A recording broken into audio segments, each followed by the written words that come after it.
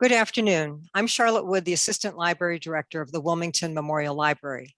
Today's presentation, The Spirit of Christmas Past, 4 Centuries of Christmas in New England, is presented by the Wilmington Memorial Library in partnership with the Memorial Hall Library in Andover, the Tewksbury Public Library, the Billerica Public Library, and the Flint Memorial Library in North Reading. I'd like to welcome the patrons of all and anyone else who may be joining in. All the libraries just mentioned offer many wonderful programs, so be sure to check out the calendar of events at each so you don't miss out. And today's presentation is in a webinar format where the audience cannot be seen or heard. So please use the chat box at the bottom of your screen for questions and comments, and we will get to them at the end of the presentation. It's my pleasure to introduce today's speaker, Ken Turino. Ken is Manager of Community Partnerships and Resource Development at Historic New Englan. He holds a master's in teaching museum education from Georgetown University and is an adjunct professor in the Tufts University Museum Studies program, where he teaches courses on the future of historic houses and exhibition planning. Mr. Torino is also vice president of the Board of Trustees of the House of Seven Gables in Salem, Massachusetts. Welcome, Ken. Thank you very much. I'm delighted to be here today, and we do want to encourage questions at the end, so please put them in the chat. And I'm going to just dive into this because I've got 4 centuries to get us through in the next hour. And so, as I said, I'm just going to dive in. The celebration of Christmas today is for many the most important holiday of the year. Many of the customs which we take for granted as part of the current holiday festivities and religious celebrations actually developed slowly over time. And that's what I want to show you in today's presentation, how that actually developed. Now, I've been doing research on this, and I actually have a book on development on Christmas for museums for several decades now. I started out as director of the Lynn Museum in Lynn, Massachusetts. And a lot of my research was conducted on the North Shore. So you're going to hear lots of North Shore references. I'm constantly adding and changing. So let's go in and talk about the original settlers to New England. Those were the Puritans. And they avoided the celebration of Christmas for 2 main reasons. One is that there were no biblical sanction for it. And 2, they found England and English Christmas festivities, the Church of England festivities, excessive. Now, in our Christmas of America today, we draw from many different cultures.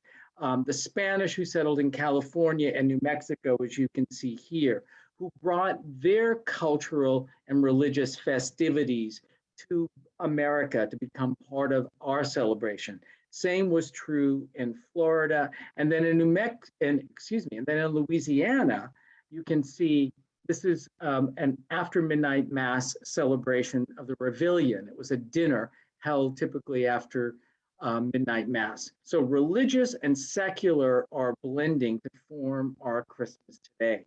Now, as I said, in England, these festivities could get a little bit out of hand. Now remember, New England settled by the Puritans, but when you're talking about the South, in particular Virginia and all, it was more akin, shall I say, to the British traditions. In England, these festivities could be rowdy. They included exchanging gifts for goodwill, dancing, songs, feasting, begging, and lots of drinking. Christmas was an occasion when the social hierarchy was symbolically turned upside down in a gesture that inverted designated roles of gender, age, and class. So those near the bottom of the social order could act high and mighty. Men might dress like women, and women might dress and act like men. This is a picture from 17th century mummers, which goes back to the Middle Ages. In England. And these were festivals and celebrations that could get quite rowdy. Here you see the Lord of Misrule. Young people might imitate and mock their elders. A peasant might become Lord of Misrule and mimic the authority of a real gentleman. Now, as early as 1621, 1 year after the Pilgrims landed at Plymouth, Governor William Bradford on December 25th found some of the colonists out, quote, gaming and reveling in the streets, and he ordered them right back to work. In 1659, the Massachusetts General Court outlawed the observance of Christmas in the colony, fining persistent revelers 5 shillings. And they're doing this because even though the Puritans are against it, there's still reveling going on.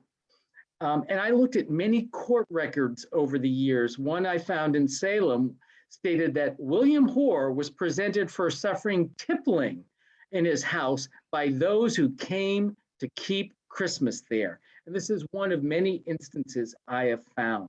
Now, this ban is repealed in 1681 by the Mass General Court. Why? Because Cromwell and his Puritans are out of power in England, and the government is now restored to the monarchy. What you're looking at is the old the townhouse, which if any of you know the Freedom Trail in Boston and State Street, this is now the site of the old State House. But when it was the townhouse, the very first recorded Christmas service held in Boston took place here in 1686. Now, not everyone was against Christmas. This is a pamphlet that was published in Britain saying where that arrow is, Christmas is sound and good. So arguing in favor of Christmas. And I love this publication where the Puritans are putting Father Christmas on trial. And the Puritan jurors bore such names as Mr. Cold Kitchen, Mr. Give Little, and Mr. Hate Good. Now, the Puritans were largely successful in suppressing Christmas. It was still considered a work day in the colonies during the 18th century, although services were held by certain denominations. Listen to what Judge Samuel Sewall had to say about Christmas. Here he is, 1719, and he wrote, New England men came hither to avoid anniversary days, the keeping of them, such as the 25th of December. How displeasing must it be to God, the giver of our time, to keep anniversary days, to play the fool with ourselves and others. Now that same year, this almanac, if you look at the arrow, warned people right around the Christmas holiday, do not let your children and servants run too much abroad at night. And why are they putting this in an almanac? Because they were. And a sermon of 1729 by John Barnard states, quote, it looks something odd to select a day and keep it, when they know at the same time it was not the day of his nativity. And this goes back to what I said at the beginning. The Bible does not say December 25th was Christ's birthday. He goes on to say that the celebration was introduced by the Roman Church to please the pagans and to take their festival days and convert them to Christian use. Now, I want to go on, as you can see, this persisted in parts of New England. Here's a law that was passed in Portsmouth, New Hampshire, because people were riotous. They were hallooing, they were huzzahing, they were firing guns and beating drums to the great disturbance and terror of the inhabitants. So this did persist in New England. Now, I want to go on and talk about some of the customs we associate with Christmas. And one of the absolute oldest has to do with the mummers and the Lord of Misrule and begging for treats at Christmas. This is a broadside, or what we would call a poster today, for newspaper boys. The Massachusetts Spy was a newspaper. And this custom is giving tips to people like newspaper boys. I'm going to read you one stanza, and it says, few shillings on your lad bestow, though small his pay, his labor's hard, and request a small memento. So begging and asking and giving tips is one of the oldest traditions we have here in America. In the early 19th century, the population grew and burgeoned, bringing with it a more ethnically and religiously diverse population. The celebration depended upon your religious affiliation. Slowly, acceptance of the holiday emerged in Salem diarist Dr. William Bentley's writings. And this is what he said on December 25th, 1810, when he comments on the growing number of religious services. He wrote, Christmas has a public service in the morning from the English Episcopalians and in the evening from the Universalists. Our congregational church stands fast as they were from the beginning, meaning no celebration. And do notice, there's not even a mention of the Catholic Church here. Now, the debate on Christmas grew. It was discussed in sermons like this you're seeing and in editorials in newspapers. On December 24th, 1825, the Lynn Mirror reprinted an article from the Norwich Courier in Connecticut, and it shows the changing attitude towards the holiday in New England, and argues in favor of celebrating the day, stressing its religious importance. Now, I want you to listen to this flowery language, Victorian language, and see if you can pick out what were the two main holidays in our early republic. And it was not Christmas. Quote, when a period approaches, so replete with blessings to the whole world, it becomes a religious people to reflect upon the observance of its importance. Shall we, while we celebrate the birthdays of heroes, and that in which we shook off with gigantic energy, a yoke placed upon us by a foreign power, suffer the period to pass unheeded and noticed. Now, those two biggest holidays in early America were when we shook off that gigantic energy, the yoke placed upon us, the 4th of July, and the birthday of heroes. Which hero? Washington's birthday. There was no Thanksgiving. There was no Valentine's Day. Washington's birthday and the 4th of July. Now, I want to go on and talk about another early tradition that we have in America. And the first half of the 19th century was certain denominations. You could find the custom of decorating churches with greenery, not your house. Joseph Lye, a Lynn cordwainer or shoemaker, mentions this in his diary in December 26, 1819, when he writes, the church was handsomely draped with boughs the day previous to Christmas. An 1827 article explains the custom of holly in churches by stating, tradition says the first Christian church in Britain was built of boughs because the monks built their temples in that manner, probably to imitate the temples of Saturn, which were always under the great oak. The great feast of Saturn, or the Saturnalia, was held in December, and as the oaks were then without leaves, monks obliged the people to bring in boughs and sprigs of evergreens. Now, I'm showing you a few images of cutting greens because it does eventually become a big industry. And what I wanted to show you is an early illustration of King's Chapel. This is in downtown Boston, and this appeared in the newspaper in 1851, quote, dressed for the holidays. A small publication, Christmas Eve for the pupils of the South Parish Sunday School, published in 1853 in Portsmouth, described the interior of a church as, quote, wreathed in evergreens and flowers, each pillar garlanded with flowers, interspersed with beautiful wreaths, and covered with flowers mounted by an evergreen cross. And here you see a church, St. Stephen's Episcopal Church in Lynn, Massachusetts, all decked out with that greenery. And the bottom is Skowhegan, Maine. And going on,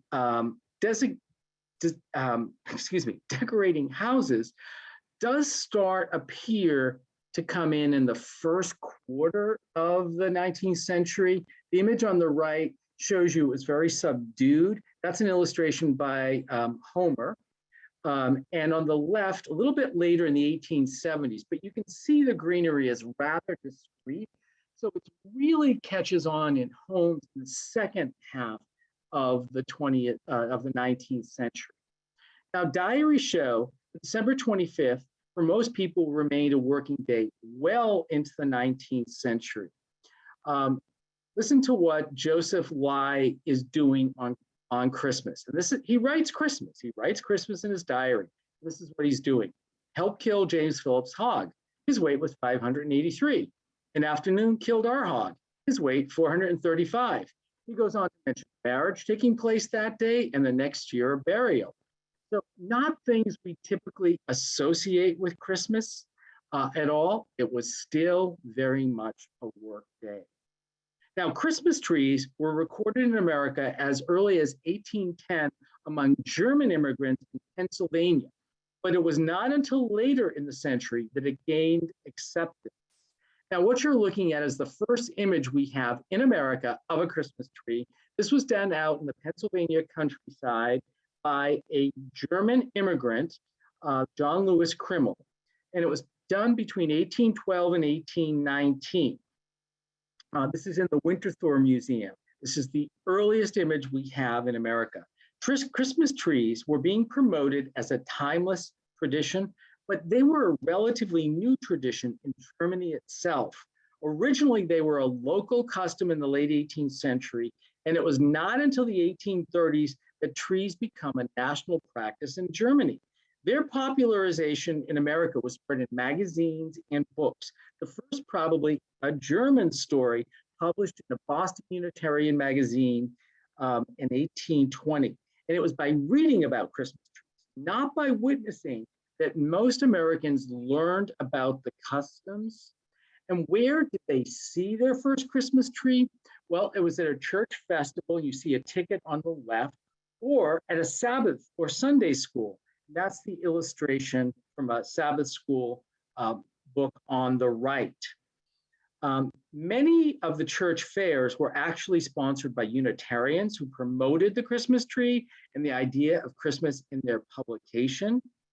And that takes us on, and here you see an advertisement saying the Sabbath school is going to have a Christmas tree. And this is up in Middlebury, Vermont. So it's a big deal. They're advertising in the paper. You can see one. Now, these fairs, these Christmas fairs, we're right in the season of the Christmas fairs right now. We're right in the heart of it. They usually featured baked goods and handicrafts made by the ladies of the church for sale. And they usually, and here you can see my hometown of Nahant, Massachusetts. This was the fair, the holiday fair that's put on every year to raise money for scholarships. And it's very much in keeping with the fairs of the 19th century, which featured baked goods and handicrafts made by the ladies of the town or church for sale. There's usually featured in the 19th century some form of entertainment. It might be a scene from Dickens' Great Expectations, or a little later, a tableau, the Union as it will be after the rebellion is crushed and the chain of slavery is broken.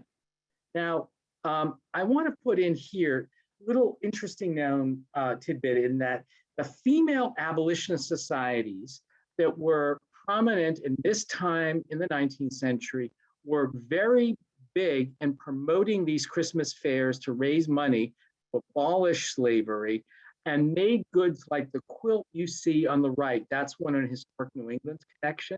So that the fairs that they had for close to a decade were very important, not just in Boston, which was the largest, but in Philadelphia, New York City, and in smaller towns like Salem, Mass, where they held these fairs to promote, again, the abolishment of slavery. But they were Christmas fairs. Now, I want you to look at what is the first printed image we have of a Christmas tree. It's from 1836. It's the front piece to A Stranger's Gift, a gift book. We'll hear more about those in a bit, written by a German immigrant, Herman Bochum. And I want to show you a few. I want you to look carefully at how these the trees are portrayed. Here's another one and another. They were usually small, set atop a table and decorated with toys, candy, fruit, ribbons, garlands, and candles. Now, two images that help to popularize the Christmas tree are this young couple, and I think some of you in the audience might recognize Queen Victoria and Prince Albert, 1848 on the left in the London Evening News, and then it was in popular magazines of the day like that, and on the right, the American Godey's Ladies book that information on Christmas trees was spread. And some of you may well know that Albert was a German, and he helped to popularize the Christmas tree in England. Queen Charlotte, as early as 1800, another German, may have had a Christmas tree earlier, but it had not caught on. Joseph Kidder of Manchester, New Hampshire, wrote in his journal in 1851, though the tree was thought scarcely more than a day, yet it grew as if by magic and bore fruit in abundance in its season. There were nearly 70 different articles suspended from its evergreen branches, making a very beautiful and attractive appearance, as you see here. I also want you to know, these gifts are not wrapped. They are placed on a tree. If they're too big, they're on the tabletop, or if they're bigger yet, on the floor. But notice, Christmas gifts were not wrapped. Now, the earliest ornaments were generally homemade. But before I get on to that, I want to show you a little bit about candles on trees. If you have not seen real candles on a tree, well, you're missing something. They are absolutely strikingly beautiful. This is my friend's tree with real candles, and they go all out. Those bursts of light are actual sparklers that they put on. They do this, they're Austrian. So many people of German extraction or Austrian still may put Christmas candles. And I will tell you, these Christmas candles, normally with a Christmas tree, the room would be closed off, the candles would be lit, the guests, especially the children, would be let in. They may sing, they may let the candles burn down. All the while, there would be a bucket of water and or a bucket of sand should the tree catch on fire. But do notice how they were cut. Look at the spacing that allowed you to do this. Now that was, as you can see here, more common with the Christmas trees of the day. Now the ornaments were generally handmade, and magazines like Harper's Weekly and Godey's Ladies' Journal had instructions for making these ornaments.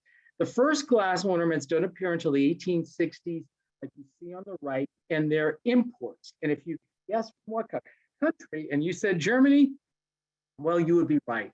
There were whole towns devoted to making these, and they were sold individually, not as sets with a clip-on. I want you to look at the left, and you can see how candles could be attached, different kinds of clip-ons or weights.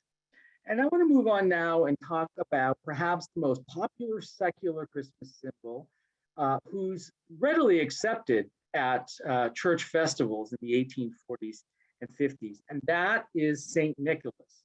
He was first introduced to Americans in New York as St. Nicholas, and today is his feast day, December 6th. He was popularized by Washington Irving in his 1809 Knickerbocker's History of New York. And let me show you, so what's going to happen now? St. Nicholas is going to morph over time to become Santa Claus. And he may be known by a variety of names. This is one of the earliest illustrations I've found of St. Nicholas from 1821. It's a poem, The Children's Friend. Here you can see him with his reindeer. But it was this gentleman on the left, Clement C. Moore, and his publication on the right of A Visit from St. Nicholas that assured Santa Claus's place as a uniquely American icon. This charming poem, written for Moore's children, helped to popularize the image of St. Nicholas flying through the sky with reindeer on Christmas Eve, leaving presents for good boys and girls. Now, this was being popularized as an old Dutch tradition, but in reality, it was an invented tradition. And I want you to look at these images of Santa Claus. This is one in the New York Historical Society's collection, done by artist Robert Weir in 1837. This is the first visual representation of St. Nicholas to be widely distributed. It's a woodcut in the 1841 weekly New York paper, Brother Johnson. And I want you to look at this next image, which I found at the New York Antique Show a few years ago. It's from a steamboat it was from a steamboat on a panel on the boat. Obviously, they took it from this image. and the steamboat was in the Hudson. In his poem, Moore managed to evoke the integration of the social classes in a scene of shared festivity where the poor posed no threat of rowdiness and accepted their place. Here's another image. Kris Kringle, another name for Santa Claus you see used in Philadelphia and Mid-Atlantic more often. This is from a piece of sheet music. Look at this Santa Claus. He's young. He's got wavy blonde hair. He's clean shaven and he's playing a violin. Okay. And this Santa Claus, again, no beard. I love this one. And he's being driven not by reindeer, but by his turkey. And I think all those empty wine bottles are something that he's probably already drunk because he looks pretty soused. He looks pretty soused to me there. The point is that the imagery of what Santa Claus is going to look like is not set yet. It's going to change and develop over time. As what he's wearing, blue cloaks, I don't think so. That's going to change and develop over time. But in the poem, a lot of what Moore writes is set in stone. Santa going down the chimney. He writes that he was portrayed as a plebeian, and said in the poem, he looked like a peddler and a jolly old elf, because I'll tell you, this guy does not look too jolly to me. So here Santa's going down the chimney. Here he's being driven with his reindeer. This is all in the first book-length illustrated edition published in 1848 under Moore's name. First poem was done anonymously. Okay, this is the first Santa Claus drawn by famous cartoonist Thomas Nast. Over time, Santa Claus is going to lose his plebeian character and become big and jolly. Here's another Nast image. This time, Santa Claus is visiting Bo Peep. There she is, why not? Over time, as I said, it will change until you get to this image of Santa Claus by Thomas Nast in 1863. And now everything's in place. You've got those big cheeks, jolly, smoking a pipe, that full beard, that big belly, and again, carrying the gifts unwrapped. So it's Nast who sets what Santa's going to look like for us in stone, so to speak. It's also Nast who gives Santa a North Pole address, because in the literature before this, Santa lived, get this now, Santa lived in Spain. And why not? Good food, good sangria. But it's Nast who moves him from Spain to the North Pole. Okay. Now, in the decades from 1850 to 1870, saw Christmas become firmly established as the most popular holiday of the year. Quote, Christmas seems to be growing in favor with the people, began an advertisement in 1841, although resistance to these developments still lingered. Preaching at Lynn's First Methodist Episcopal Church in December 1843, listen to what the Reverend James Porter had to say about Christmas becoming a holiday. Quote, of such days we have a few now, and sad days they are for morality. Instead of temperance and peace, there will be quarreling, fighting, and debauchery. Instead of righteousness, there will be sin. Instead of the triumph of heaven, there'll be the triumph of hell. That's his description of Christmas. It could have been a response to this attitude that the poet, Henry Wadsworth Longfellow, wrote in his journal on December 25th, 1856. Not a very Merry Christmas. We are in a transition state here in New England. The old Puritan holiday, Puritan feeling prevents it from being a cheerful, hearty holiday. So every year makes it so. So he's saying it's starting to change. And in this Winslow Homer illustration, a rowdy Christmas did not disappear. A domestic Santa did not obliterate other modes of celebrating the holiday. But a new view emerges, which portrays Christmas as a family event, like you see here. Quote, Christmas also has a tendency to refine the feelings and give domestic life a peculiar charm. It concentrates all our enjoyments in the domestic circle, as you see here. Gleason's pictorial talks about, quote, Christmas is heralded as an occasion for mutual good feeling, family gatherings, as you see here with the patriots in the center, and the exercise of those charities so blessed in the sights of heaven. Historian Stephen Nissenbaum wrote, religion failed to transform Christmas from a season of misrule into a quieter pleasure. It was the religion of domesticity that would be represented at Christmas time. And it was at this period that attitudes towards childhood changed. It now became a special time in one's life.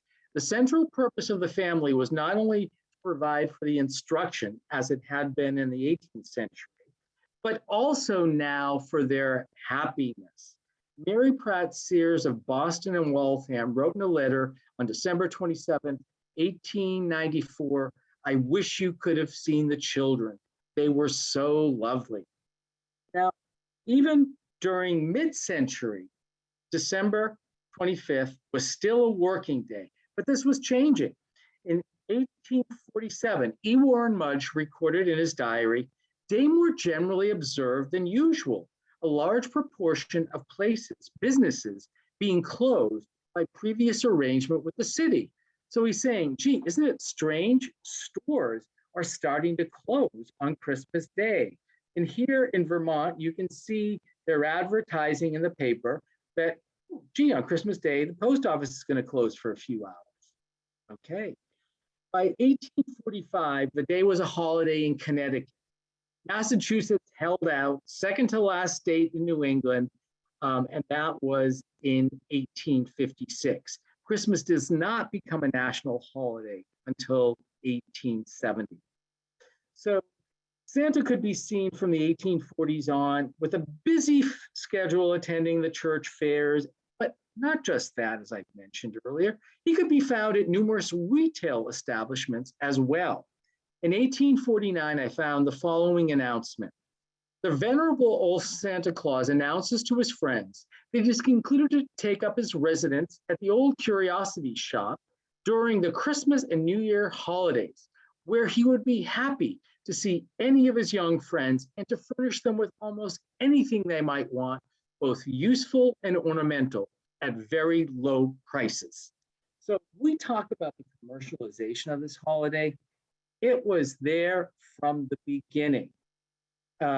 There it was. He was at the fairs. These are ads you can see. The first one at the top is from 1803, advertising Christmas and New Year's presents. And the second one is an ad that appeared in Boston, 1839. So as the popularity of the holiday began to grow, businesses began advertising their wares as presents. The earliest advertisements refer to New Year's gifts, as you see here, as often as Christmas. In the early advertisements, the seeds of the commercialization of the holiday were sown. Such holiday customs as the Christmas tree and Santa Claus are intimately connected with gift giving, might not have flourished to the extent that they did without some kind of economic impetus. And that was with the machine age, you had the mass production of inexpensive goods, which brought large-scale consumption within the reach of the general public. Look at the listing of goods here. You can see from Munger's on the right, all kinds of things, picture frames, tea sets, toothbrushes, combs, perfumery, and so on and so on. Merchants were not slow to take advantage of the opportunities thereby presented to them. And newspapers offered a variety for both children and adults. Now, if you look at the ad on the left, about 2/3 down, you see juvenile books. Books were on the cutting edge of commercial Christmas, making up more than half of the early items advertised as gifts, writes historian Stephen Nissenbaum. Publishers came up with a new product, a new literary genre known as the gift book. There's an example on the right. Here's another. And I wanted to put this one in because it's the Liberty Bell, which was published by female abolitionists and sold at their fairs. Again, this was for outlawing slavery in America. Now, these books were designed for various age groups and might be entirely of poetry. They could be stories, essays, some were humorous, but they were designed to be used as gifts. The female abolitionist book, The Liberty Bell, named after the Liberty Bell of the Revolutionary fame, included authors like Harriet Beecher Stowe and William Lloyd Garrison, the editor of the Liberator, the main abolitionist paper. Annie Jenkins of Lynn, let me show you some other gifts of Lynn, received this dolly in the 1860s. And this is what she wrote. She said she was sitting under a big tree, laden with presents. What are the presents I had? I do not remember. The only of any importance was my beautiful dolly. And here you see another example of a period toy. This was given to Edith Longfellow, Henry Longfellow's daughter, from Santa in 1853. And here you can see goods that might have been more for adults, rattan furniture on the right in this ad here. So although New Year's Day continued to be mentioned, the major gift giving day had clearly shifted to Christmas by the 1850s. And we think we're crazy about gift giving. Listen to this. Ella Lyman wrote in her journal on December 23rd, 1866, quote, off early this morning to buy Abby's cuckoo clock. Afterwards to McCarthy's to buy greens. Home to dinner and directly out again to buy 14 more presents. Having finished at 6:30, having bought 147 presents since Tuesday afternoon. That was 5 days, 147 presents. So we think we're kind of crazy. I have to tell you, the commercialization was there from the beginning. Now, Christmas shopping involved planning not only for presents, but for the holiday feast as well. And I love this trade card of Santa Claus throwing a plum pudding down the chimney. All I can think of, it gets cooked as it goes down. Now, turkey, and you can see them here at Faneuil Hall, seems to have secured a place as the roast of choice for Christmas Day. And here you can see them for sale. This is in Washington, Connecticut, hanging from the rafters. The success of the meal, however, could distinctly vary. In 1860, E. Warren Mudge's turkey was, quote, done to a nicety, while in 1863, it was, quote, very tough. Betsy Brickett Clark of Plastown, New Hampshire noted, quote, we had a splendid dinner, turkeys, ducks, pudding pies, fruit, etc. Now, let me show you a couple of families and the difference. This is the Day family from Lynn, Massachusetts. And you wouldn't necessarily know this was Christmas, lack of decoration. If you look carefully, though, you can see a plum pudding right in the center. And I can tell you on the back, they were kind enough to note Christmas Day dinner for this family. And you might want to contrast that with the Holbrook family of Springfield in 1902, Springfield, Mass. And just look at the profusion of decorations on that table and the electric lights hanging down from the light fixture. You'll hear more about that all. Now, an amusing glimpse of how the holiday was celebrated among the late Victorians can be found in Ingles' Home and Art magazine. Daunting, especially to the novice hostess, were the 3 full pages devoted to carving a turkey. And they begin with this dire warning. Let no lady embarrass the carver and herself by placing before it a fowl with joints so unyielding that every effort to separate them endangers the adjacent guests with an instantaneous visitation from His Majesty the turkey, and proclaim louder than words her unskillful cuisine. And here you have the presentation at the end of the dinner. This is titled, Hooray for the Pudding. Phoebe B. Clark of Lynn, for her Christmas dinner of 1864, prepared chickens, roast lamb, plum pudding, and donuts. Now, children expected culinary treats like these sugar plums and their stockings as well. And Clapp's Confectionery obliged with, quote, a large stock of sugar toys and confectionaries, shell barks, chestnuts, fresh baked peanuts with pears, apples, dates, and figs.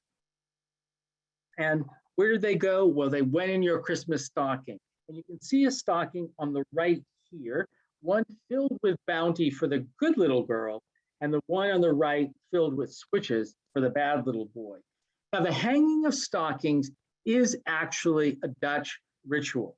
So we're taking in different cultural traditions to make them our own. What you're looking at is a broadside or poster from 1810 for the New York Historical Society. And this had to do with St. Nicholas's Day, his holy day, December 6th, and the hanging of stockings. Now, this is that stranger's friend I mentioned. No, it's not. This is from that early poem with Santa Claus. And you can see he's filling the stockings. This is 1821.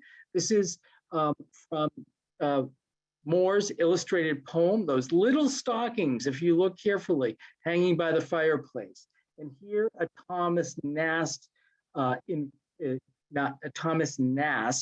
illustration with a Christmas stocking. Rose Terry of Hartford, Connecticut, found in her stocking in 1834 a dollar bill, a quarter of a dollar, a book, and a paper of raisins, and wrote, "I think St. Nicholas was very generous." In Portland on December 24th, 1850, Anne Longfellow Pierce wrote to Mary Longfellow Greenleaf, quote, "Santa Claus has done his mission in hen's room. The full stockings dangle at the bedside, ready for this, the dawn of day. Little girls in bed." Now, later on, you could buy a already stuffed Christmas stocking. You can see on the left and the right from Sears and Roebuck. The one on the right is actually from Historic New England's collection. Following the Christmas dinner, the tree and the presents, people often spent the evening attending a musical or theatrical presentation or a ball, as you can see here, a Christmas ball, very early in 1802. This is an example. They didn't necessarily have a Christmas theme. This one did in Vermont when the church was presenting this production. And I want you to look carefully at this one from Lynn. They didn't necessarily have a Christmas theme because on Christmas night, you could go to the music hall and see Honeymoon or How to Rule a Wife or the splendid drama Adopted Child. So they didn't necessarily have Christmas themes.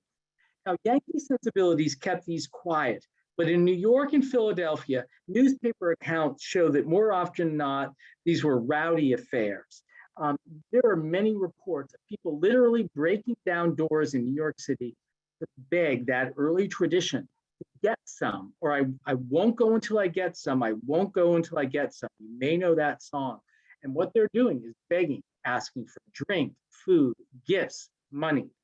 And let me show you a very discrete example. This is from Kris Kringle's Rare Show, 1845 in Philadelphia. And it shows those elements of misrule, the kids all pushing to get in on the left. And on the right, at the very bottom on the left, you have a little girl crying. The image on the right, boy blowing his horn, noise making associated with Christmas. So those elements of misrule persisted, but trying to make it a family-centered holiday is changing this. The outbreak of the Civil War did little to dampen the growing enthusiasm for Christmas. One newspaper account from 1861 said, "Notwithstanding the pressure of the times and the fact the nation is deeply involved in a war for its existence, the people of the city, and we presume the same may be said of other places, seem to enjoy the Merry Christmas as much as ever." And here you see another Thomas Nast illustration of Santa, not wearing the traditional red costume, but the stars and stripes. And here we have a detail showing you that, bringing gifts to the soldiers, bringing their Christmas box. Away serving the 9th Massachusetts Volunteers, Soldier J.E. Hodgkins noted in his 1862 diary, quote, "We are not forgotten. God has put into the hearts of some kind ladies to look after us today, for which we are very, very thankful. They have furnished a splendid dinner for us, which we have done ample justice." And here again, you see the ladies who have done knitting, sending boxes to the soldiers, stockings and other mittens and useful items that they can use. So they are not forgotten. Ingalls Home and Art magazine echoed another theme which reoccurred in late 19th century commentary on the holiday. To eat, drink, and be merry is not the real keeping of the season, the true spirit of Christmas, but to befriend others less fortunate than ourselves or less happily circumstances, to make some real sacrifice perchance for the happiness of others. So helping others less fortunate for ourselves. Now, you can see that this woman coming out in her finery, to give a gift, wrapped gift, notice the wrapping, to these poor children. The older girl is in bare feet in the snow. Now, you see that in this illustration with the rich man's Christmas at the top with all of its abundance, and then that meager Christmas at the bottom for the poor man. This was popularized, I think, as many of you know, by A Christmas Carol, Charles Dickens' book that was published here in London first and then in the States. This became extremely popular in the States. Charles Dickens toured and he did his first reading of this, happens to be in Boston in 1867 at the Parker House. So these aspects of the late Victorian existed side by side, remembrance of the poor and increasingly elaborate displays of consumption existed side by side. Here's another broadside or poster showing you that this in Duxbury, Mass, fair that they were having at the town hall, the proceeds would go to feed the hungry and clothe the naked. And that existed side by side with this obsessive celebration. School teacher Luther Atwood's son Joseph, quote, had about 30 presents at the tree exercises. And Atwood himself never personally ate so much or felt so uncomfortable. Sound familiar? So these existed side by side. The 1870s saw a few new additions to the celebration. The Christmas card, what you're looking at, starts out in England. You're looking at the very first one from 1843. It was commissioned by Sir Henry Cole and designed by John Colca Dorsey. The first Christmas cards in America date to the 1850s. This one in Albany, and it was a card that was given by a variety store, Pieces Variety Store and the Temple of Fancy. This one, also from the 1850s, is in the Winterthur collection. It's the same image, as you can see here, but reversed, with an African-American servant in the background. We don't really know the history of these. There's still a little bit of a mystery, but from the 1850s. But it's Louis Prang of Boston who is credited with popularizing Christmas cards. This starts in the 1860s, 70s. The ad is from the 1870s. And I want you to look at these early Christmas cards. These are a little bit bigger than business cards. Anything strike you as odd about these? Not just the size. Prang saw his cards as works of art, and he held competitions and employed major artists. And look at this. You're sending a Christmas card with a dead robin, wishing you all the pleasures of the season. Well, these cards, as you can tell, don't really have Christmas themes, or not what we consider Christmas themes. That's going to change over time. Christmas cards are going to get bigger. Prang found these Christmas cards that were bigger with the fringe sold better. And it's not till later that they're going to have the imagery that we associate. Just like Santa Claus, it took a while for Christmas imagery to get set with the greenery, with the bells, with the red, and so on. And Christmas cards would be homemade, or could be. Historic New England owns Sarah Orne-Jewett, the author's home in South Berwick, Maine. Well, she made homemade Christmas cards. There was still a value on homemade goods. Christmas cards can reflect the time they're done. I bet you all that you could get pretty close if you guessed when these Christmas cards were done by the fashions. And if you said 20s or 30s, you would be right. Christmas cards change with printing technology. They could be humorous. This is one from the 1970s, adapting to technology. Christmas photo cards are very, very popular today. They start out early in the 20th century, but it's really after World War II that they become popular. That's actually me. My Santa Claus that you see behind me is going out today after this talk, as he does every year. So photo cards, adapting. And let's talk a little bit about Christmas cards to Santa. This is another Thomas Nast illustration. A big pile you see of letters to Santa Claus. This is 1871, are from good boys and girls. The one on the left, or that small, excuse me, the one on the left are letters from naughty children. The pile, that small one on the right, those are from good boys and girls there. So they become popular in the 1870s. This is one in our collection from Stevie Phillips. We own the Phillips house on Chestnut Street in Salem. Well, Stephen asked for an Indian costume, and you can see him there. He must have been a good little boy. He also asks for a carriage, which we still have in our collection, and there it is. So Stevie must have been a good little boy. This to show you the popularity of letters to Santa. These are from different parts of New England. At the top, it's Boston with those piles. At the bottom, it's Portland, Maine service. A little boy in Connecticut writing to Santa. Now, what happens as we go on in time, the later years of the 19th century saw the elaboration and adaptation of existing trends. Christmas trees now go from floor to ceiling, as you can see here. Christmas presents, well, let's talk a little bit about them. I told you they were not wrapped. Santa's presents were. When they start getting wrapped by department stores, simple paper wrapping with a wax seal or stickers, and it's department stores that start specializing them. And New England plays a big role. This is Denison's wrapping papers and stickers. They start the manufacture of Christmas wrapping, and it becomes popular around the turn of the century.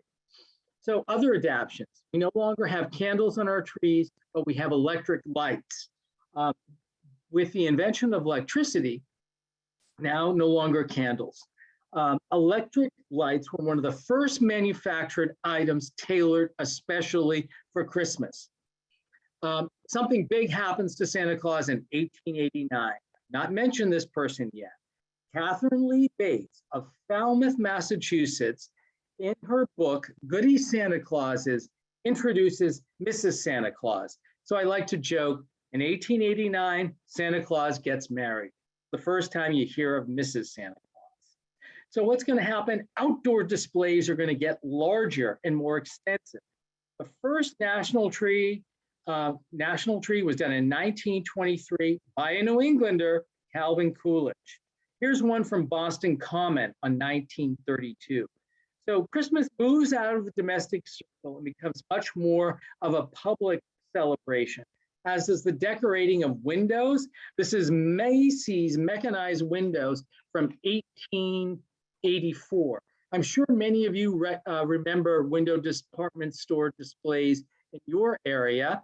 As a child, I would often go to Jordan Marsh and Filene's to look at their windows. You could also visit Santa's Village in Jordan Marsh. That was a yearly tradition. And there you could have your picture taken with Santa Claus. That's actually me in the tie. My brother Warren, who doesn't look too happy, we had our picture taken there. Now it's restored by Jordan's Furniture, and you can see it in its glory. And I have to tell you, they did an amazing job in restoring this.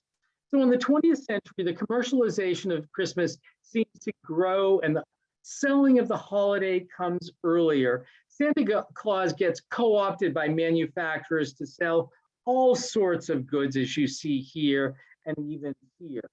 Now, some of you may, remember back at Halloween, you started seeing Christmas decorations. I think we skipped Thanksgiving and went right into Christmas. And you can remember before COVID how stores started opening on Thanksgiving. Luckily, that's not happened during COVID time. We just got over Cyber Monday. So as we move in time, we adapt how we sell and buy Christmas, as you can see here. So Cyber Monday, Black Friday, ordering online. I send a lot of Jackie Lawson Christmas cards online. They're animated, people like them. So another adaptation are fake Christmas trees. Well, the first ones were imports from Germany. Where else?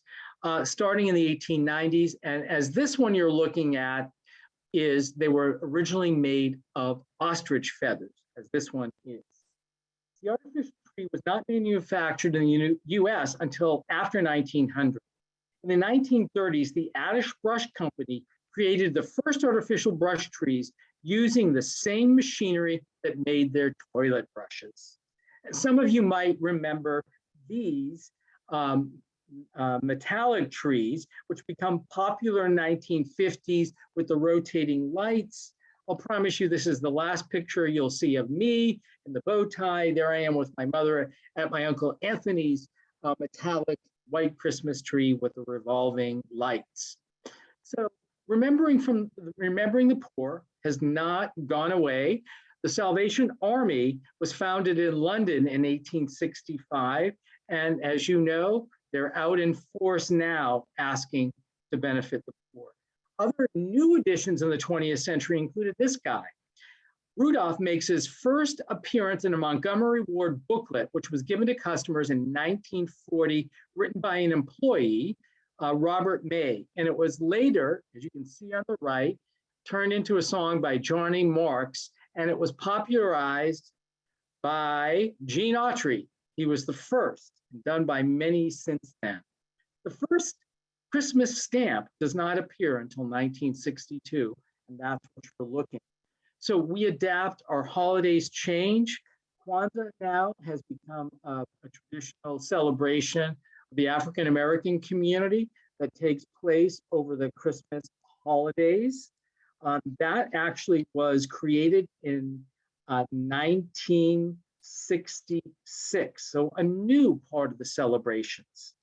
So every town does their Christmas lights. This is Lexington, understated in 1923, their Christmas decorating. Now we have today, where people go all out. Most communities have their local traditions. My town does a Santa parade, Nahant.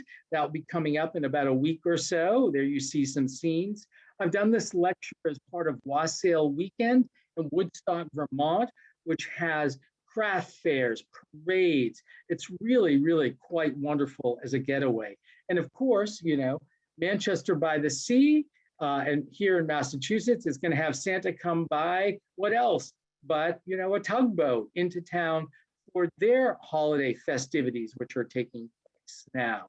And then I came across this one day when I was in New York. It was started in 2000 by 5 guys, now over 7,000. It's the Santa Speedo Run, which has raised over 1.6 million for local children in need. And no, that is not me.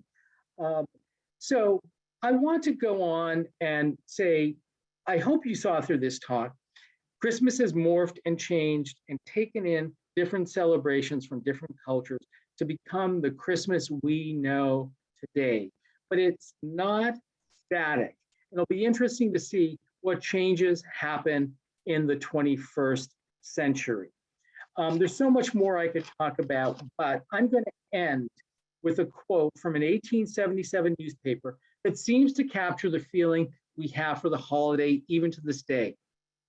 The observance of Christmas has become so universal in this country now that the day is regarded as the holiday of the year.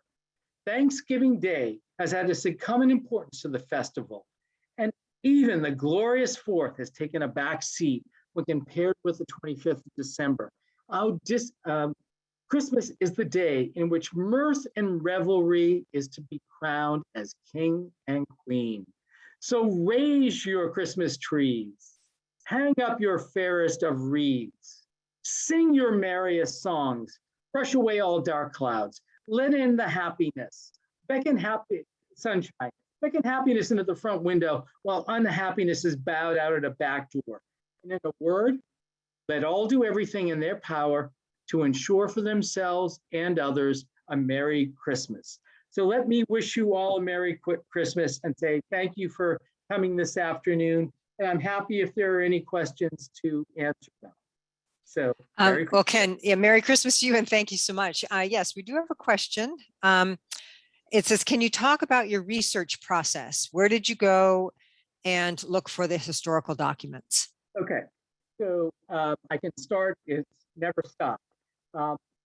When I was working and doing a book on the different aspects of Lynn, we looked at all the diaries in our collection. We looked at all the newspapers.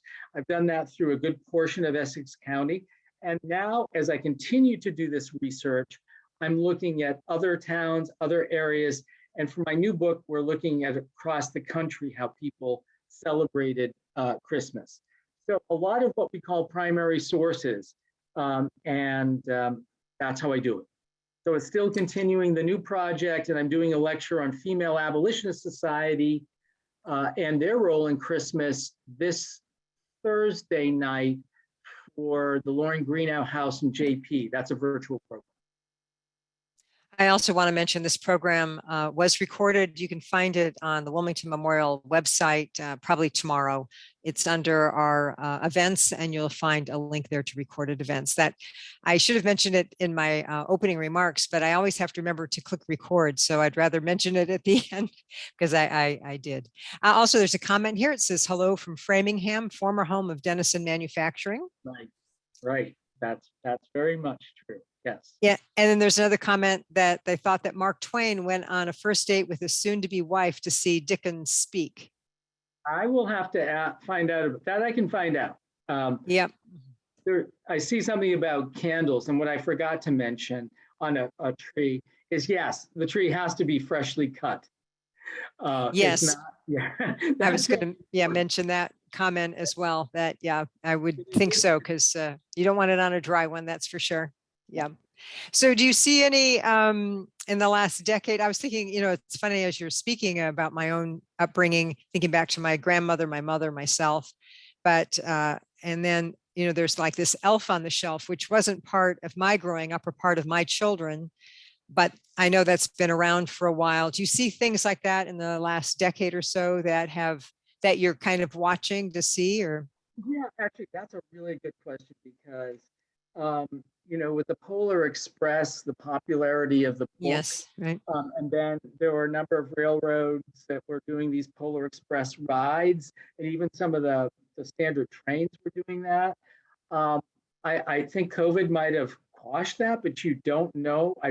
So I'm kind of watching that. I'm kind of watching, the big trends with holiday movies. You can watch holiday movies on the Hallmark channel 24 hours a day.